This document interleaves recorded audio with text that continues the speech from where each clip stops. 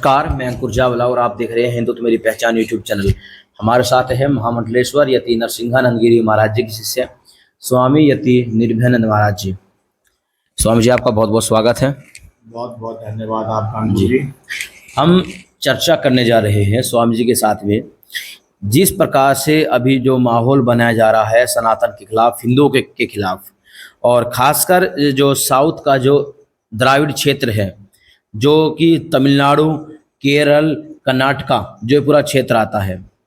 अभी फिलहाल में ही एम करुणानिधि के पोते उदयनिधि स्टालिन का एक बयान सामने आया है, जिसमें वो ये कहते हैं कि सनातन वो एक मलेरिया है, एक मलेरिया का मच्छर है और वगैरह वगैरह। अपने तरीके से सनातन के मानने वालों को सनातन का अपमान करते हैं और यहाँ तक कह जाते हैं कि सनातन आपको अब समाप्त कर देना चाहिए और ये हमारा लक्ष्य है कि सनातन समाप्त हो। उसके बाद कांग्रेस के नेता प्रियंक खड़गे उदयनिधि स्टालिन के इस बयान का समर्थन करते हैं और अब आगे उससे 2 कदम बढ़ते हुए डीएमके के ही नेता सांसद ए राजा आज ये बयान देते हैं कि उदयनिधि स्टालिन ने जो बयान दिया था कि सनातन डेंगू है, एक मच्छर है, उसको समाप्त कर देना चाहिए। ए राजा ने कहा कि उदयनिधि स्टालिन ने ये तुलना बहुत छोटी की थी, इसका ये होना चाहिए कि सनातन जो धर्म है वो HIV से भी बुरा है और उसको समाप्त कर देना चाहिए। समय समय पर सनातन के मानने वालों का अपमान हो रहा है। आप सभी को याद होगा, नुपुर शर्मा ने केवल टीवी डिबेट में बैठकर एक बयान दिया था। पूरी एक लॉबी, जिहादियों की पूरी लॉबी नुपुर शर्मा की जान के पीछे पड़ गई थी। लेकिन पहले उदयनिधि स्टालिन, फिर प्रियंक खड़गे और अब ए राजा के जिस प्रकार से बयान सामने आ रहे हैं, उसके बाद जो एक हमारे देश में जो टुकड़े टुकड़े गैंग का जो एक धड़ा है वो आज बिल्कुल चुप बैठा हुआ है और देश में बिल्कुल शांति बनी हुई है। स्वामी जी हमारे साथ में हैं। स्वामी जी, हम आपसे चर्चा करना चाहते हैं, जिस प्रकार से पहले उदयनिधि स्टालिन ने बयान दिया और उदयनिधि स्टालिन से पहले जो उदयनिधि स्टालिन के जो ग्रैंड फादर थे एम करुणानिधि, वे भी अब जब उन्होंने द्राविड़ की राजनीति शुरू की तो वे हिंदी द्राविड़ क्षेत्र में, साउथ भारत के अंदर हिंदी विरोधी रहे। तब से ये आंदोलन वहां से शुरू हुआ। अब ये बढ़ता बढ़ता ये सनातन विरोध पर उतर आया है और अब ए राजा, प्रियंक खड़गे जिस प्रकार का बयान दे रहे हैं, आपका इस पर क्या मत है?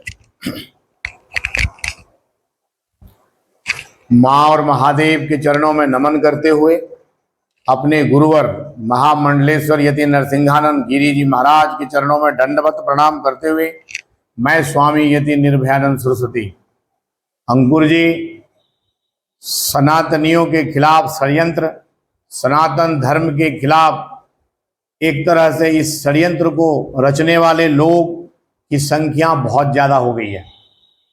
आपको हम बता दें कि जो ये उदयनिधि स्टालिन फिलहाल खेल मंत्री है वहाँ के, जी तेलुगु, जी तमिलनाडु के, और इनके जो पिताजी है एम के स्टालिन तमिलनाडु मुख्यमंत्री हैं। इनके पिताजी मुख्यमंत्री है, बेटा खेल मंत्री है, दादा बड़ा नेता रह चुका है। उससे 2-3 दिन पहले ISIS के जो मैगजीन है उसमें उन्होंने कथन लिखा था कि हिंदू सनातन धर्म को नष्ट कर दो, उनकी मूर्तियों को तोड़ दो, इस तरह के बयान आई थी। उसी बयान को फिर और उसमें तूल देते हुए इन्होंने जो है उदयनिधि स्टालिन जो खेल मंत्री है वहाँ का, उन्होंने इस तरह के सनातन धर्म का तुलना जो है, सनातन धर्म मलेरिया, डेंगू, कोरोना वगैरह से करके इन्होंने सनातन धर्म को जड़ से नष्ट करने की बात की है। सबसे पहले मैं उदयनिधि स्टालिन और उनके पूरे खानदान, जो पूरे खानदान विश्व के अंदर कहीं भी हो, मैं उसको चैलेंज करना चाहता हूं, आकर के स्वामी निर्भयानंद से आकर के शास्त्रार्थ करे और उस शास्त्रार्थ में अगर वो टिक गए तो मैं भारत ही नहीं विश्व से अपना विदा ले लूंगा। उनके पूरे खानदान को मैं चैलेंज करता हूं स्वामी यति निर्भयानंद सरस्वती कि आकर सनातन धर्म के ऊपर बात करे कि सनातन धर्म समाज को तोड़ता है या जोड़ता है।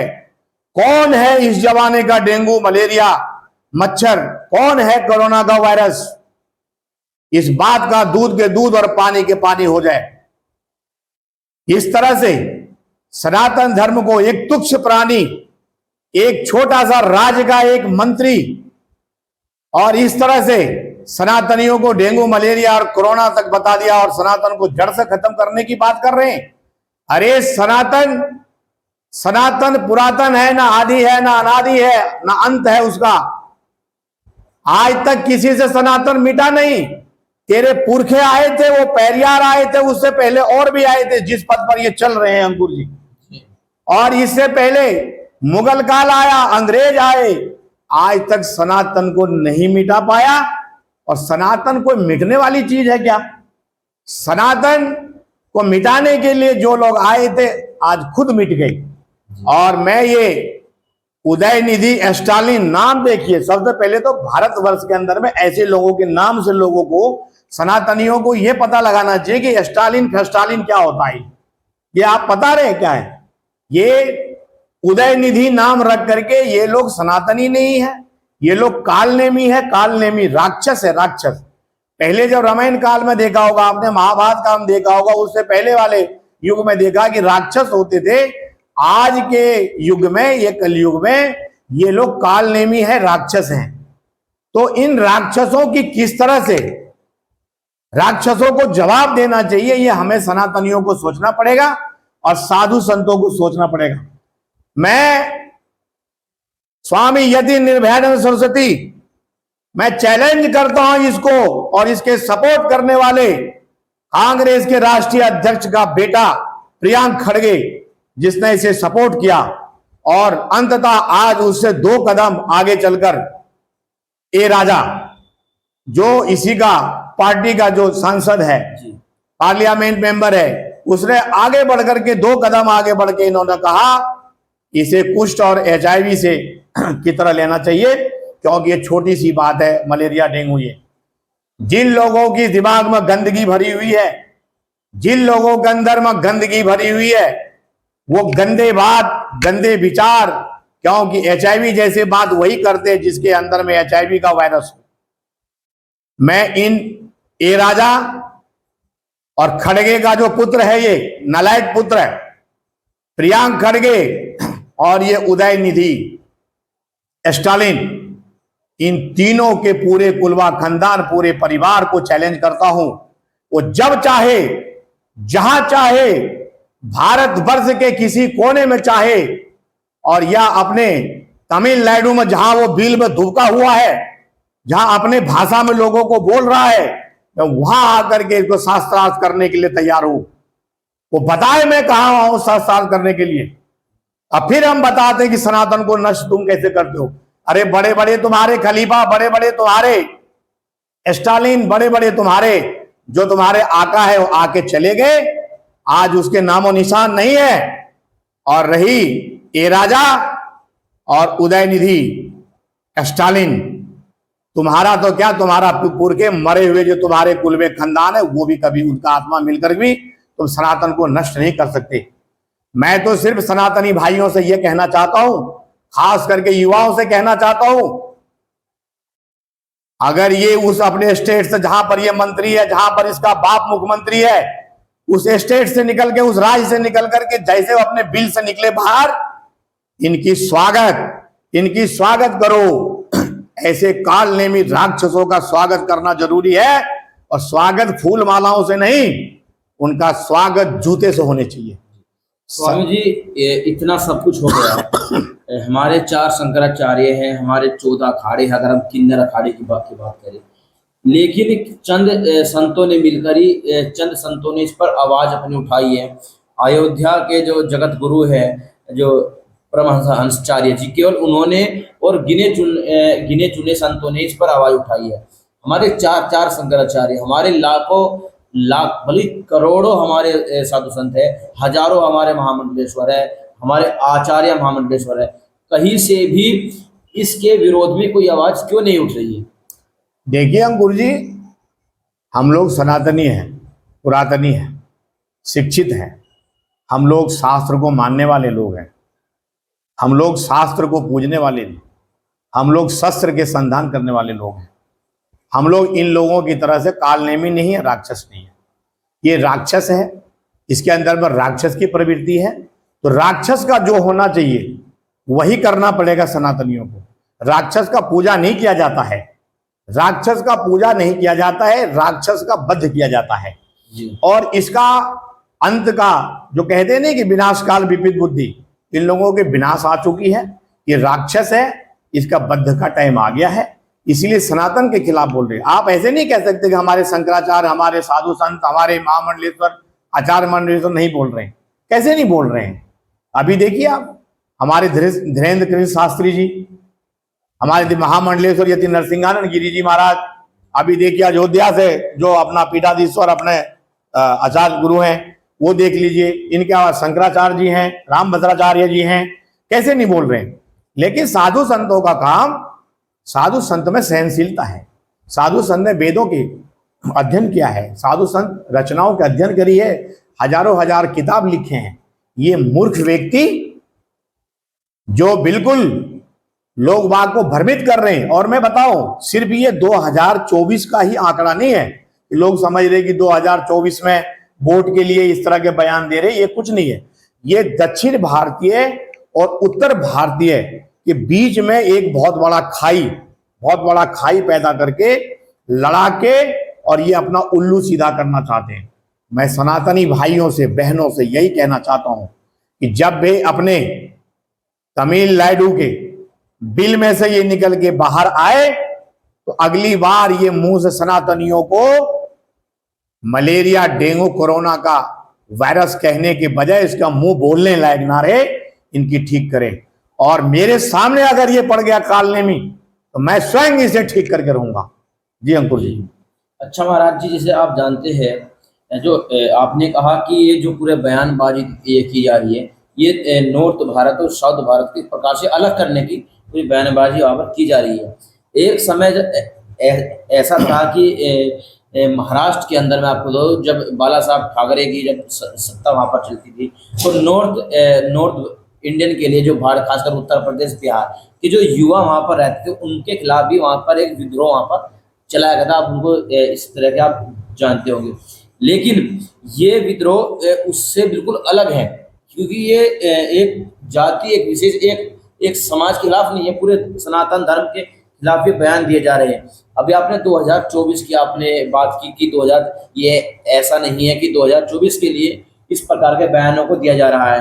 आपने शुरुआत में बिल्कुल सही कहा कि ISIS की एक मैगजीन अभी कुछ दिन पहले लॉन्च हुई थी, उसमें बिल्कुल यही सब उसमें प्रयोग हुए थे जो अभी ये लोग में सब प्रयोग कर रहे हैं। एक इंडिया नाम का एक गठबंधन जो अभी फिलहाल में ही लॉन्च हुआ है, महाराष्ट्र में इनकी एक मीटिंग होती है और उसके बाद इस प्रकार के बयान दिए जाते हैं। क्या आपको नहीं लगता कि 2024 के लिए एक अलग ही माहौल बनाने की कोशिश की जा रही है?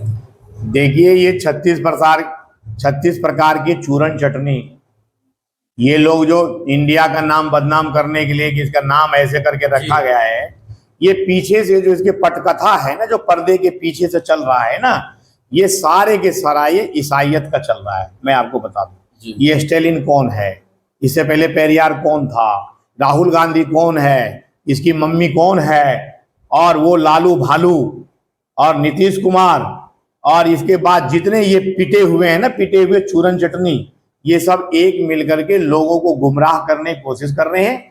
और इनको ना तो हमारे राष्ट्र से कोई मतलब है, ना तो हमारे भारतवर्ष के किसी जाति से कोई मतलब है।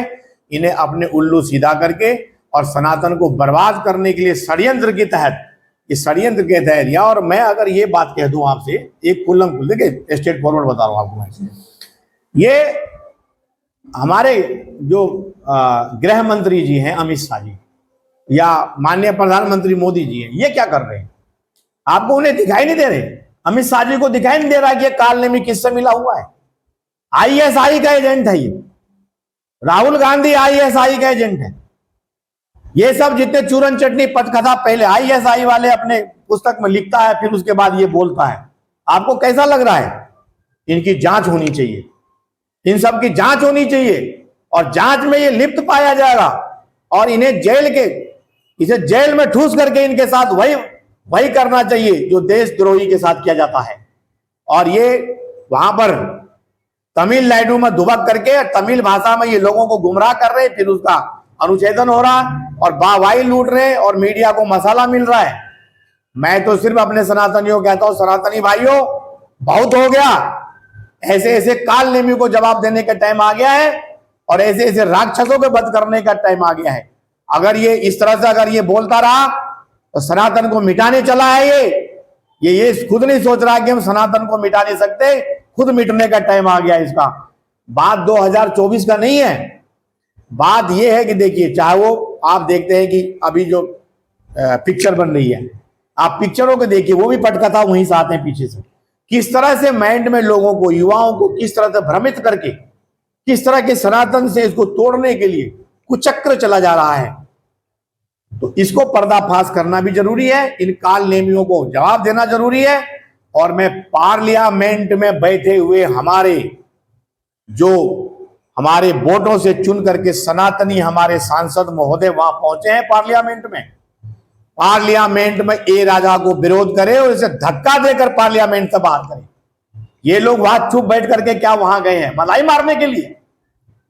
वोट आपको चाहिए सनातनियों का, और सनातनियों का अपमान हो रहा, आप वहां गूंगे बहरे होकर के सुन रहे हो। उसमें चाहे वो अमित शाह जी हो, चाहे मोदी जी हो, चाहे कोई भी सांसद हो, जो सनातनियों के वोट से वहां बनकर जाते हैं और सनातनियों के जो यहां पर विरोध हो रहा है, सनातनियों के षड्यंत्र, सनातनियों के खिलाफ जो षड्यंत्र हो रहा है इन राक्षसों काल नेमियों के द्वारा, उनको चुपचाप बैठ करके वो सुन रहे हैं।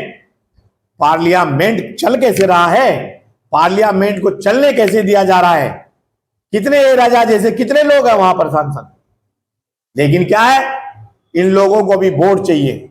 मैं इन नेताओं को, सांसदों को, मैं इन सबको यह कहना चाहता हूं, सनातनियों की वोट से चलने वाली सरकार, सनातनियों के टैक्स से चलने वाली सरकार अगर इसी तरह गूंगी बहरी, अंधी, निर्बल अगर वो ऐसी बैठकर देखती रही और तमाशा करती रही, खाली वोट बैंक की राजनीति करती रही, तो वो दिन दूर नहीं है जब इनको भी सनातनी सबक सिखाएंगे। हर हर महादेव, हर हर महादेव, हर हर महादेव।